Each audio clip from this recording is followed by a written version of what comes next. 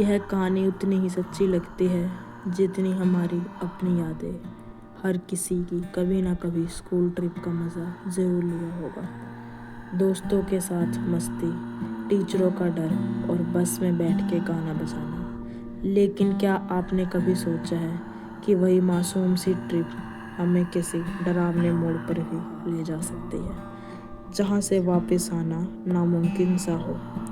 आखिर क्या हुआ उन स्कूल ट्रिप पे बच्चों के साथ, क्या हुआ उनकी ज़िंदगियों के साथ, ये जानने के लिए आपको वीडियो को एंड तक देखना होगा। और ऐसी इंटरेस्टिंग वीडियो के लिए हमारे चैनल को सब्सक्राइब कीजिए और इस वीडियो को लाइक शेयर कीजिए। सर्दियों की ठंडी सुबह थी, आसमान पर धुंध पसरी हुई थी।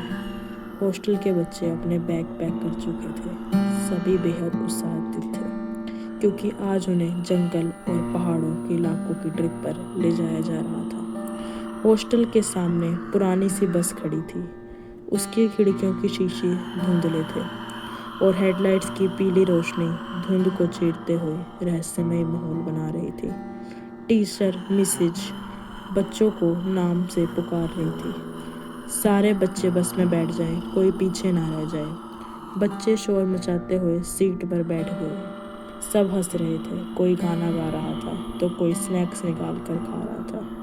लेकिन एक बच्चा अर्जुन चुपचाप खिड़की से बाहर देख रहा था। उसे पता नहीं क्यों मन में अजीब सी घबराहट महसूस हो रही थी।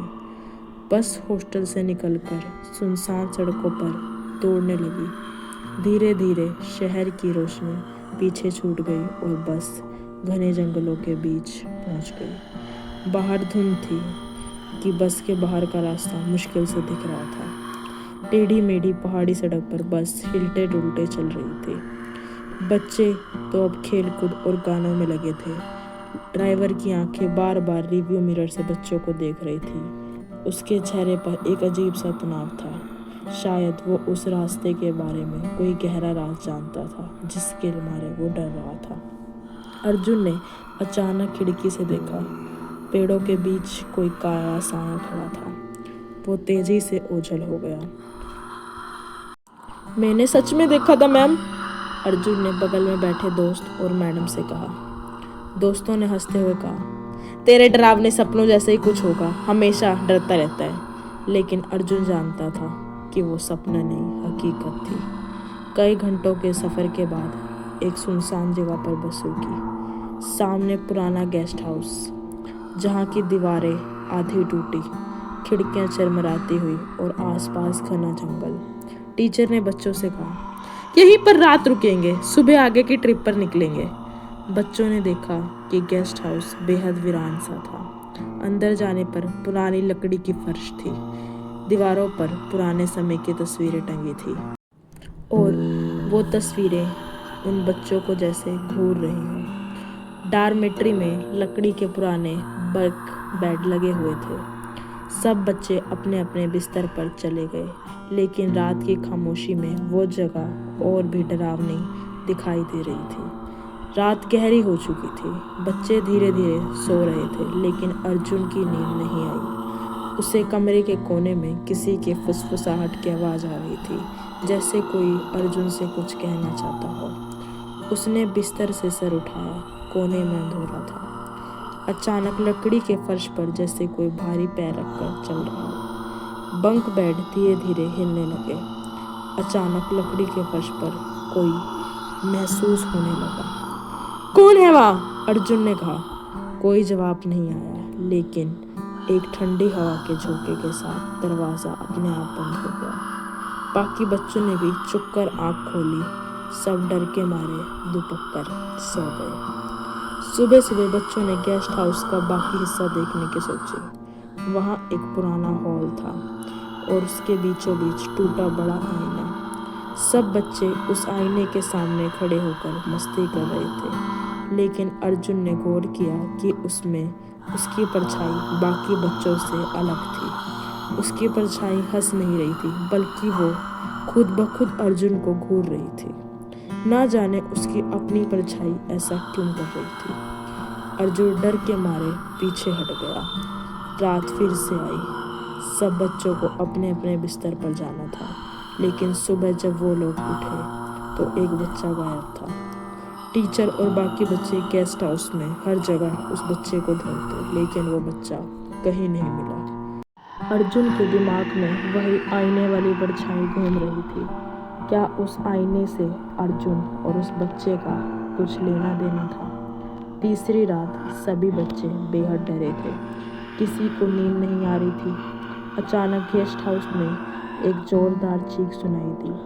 बच्चों ने खिड़की से बाहर जाकर जंगल में एक लाल रोशनी चमक रही थी। अर्जुन को लगा जैसे कोई उस रोशनी के पास खड़ा उसे देख रहा हो। गेस्ट हाउस का रहस्य और गहरा होता जा रहा था। हर रात कोई नया डर सामने आ रहा था। कभी परछाई, कभी आवाज़ और कभी किसी के गायब होने की घटना। बच्चे अब वापस जाना चाहते थे, लेकिन रास्ता बहुत मुश्किल। बस ड्राइवर कह रहा था कि जंगल का रास्ता धुंध से गायब हो गया है। आखिरकार कहानी यहीं पर नहीं होती। कहानी में और रहस्य बढ़ता गया। वो बस ड्राइवर उन्हें वापस क्यों नहीं लेके जाना चाहता था? क्या था उस बस ड्राइवर का राज? क्या था उस गेस्ट हाउस का राज? और वो आखिर कहाँ आ चुके थे? ये सब जानने के लिए आपको वीडियो को एंड तक देखना होगा। सुबह होते ही बच्चे और टीचर बस के पास पहुंचे। सबने तय किया कि यहाँ से वापस लौटेंगे, लेकिन जब बस जंगल की सड़क पर निकली तो सब चौंक गए। जहाँ कल रात तक रास्ता साफ था, आज वहाँ सिर्फ घना जंगल। सड़क पूरी तरह गायब थी। बस के चारों तरफ सिर्फ पेड़ ही पेड़ थे। ड्राइवर ने घबराकर कहा, मैं यहीं से गुजरता था, लेकिन अब अभी रास्ता कहाँ चला गया? कुछ समझ में नहीं आ रहा। अर्जुन ने देखा कि बस की खिड़की के शीशे में उसका चेहरा साफ नहीं दिख रहा। वहाँ उसकी जगह किसी और का चेहरा है। उसने आंखें मलकर दोबारा देखा। अब उसका चेहरा था। उसकी आंखें अब उसे भी धोखा दे रही थी। तुम लोग भी देखो, यहाँ अर्जुन ने चिल्लाया। बाकी बच्चों ने देखा, लेकिन सब सामान्य। अर्जुन जानता था कि कुछ तो गड़बड़ है इस जगह, कुछ तो राज छुपा है इस जगह। शाम तक वो दोबारा उसी गेस्ट हाउस पर लौटे। अब बच्चों ने तय किया कि उनके पास कोई और रास्ता ढूंढने के अलावा या कुछ और गेस्ट हाउस ढूंढने के सिवा कोई और चारा नहीं। गेस्ट हाउस के पीछे उन्हें एक टूटा हुआ दरवाज़ा मिला। उसकी सीढ़ियाँ नीचे उतरती थी। ये तहखाना है, ड्राइवर ने डरते हुए कहा। सबका शक एक बार ड्राइवर पर गया कि उसे इसके विषय में कैसे पता, पर फिर उसने बातों को घुमा दिया। बच्चों ने टीचर के साथ नीचे जाने का फैसला किया।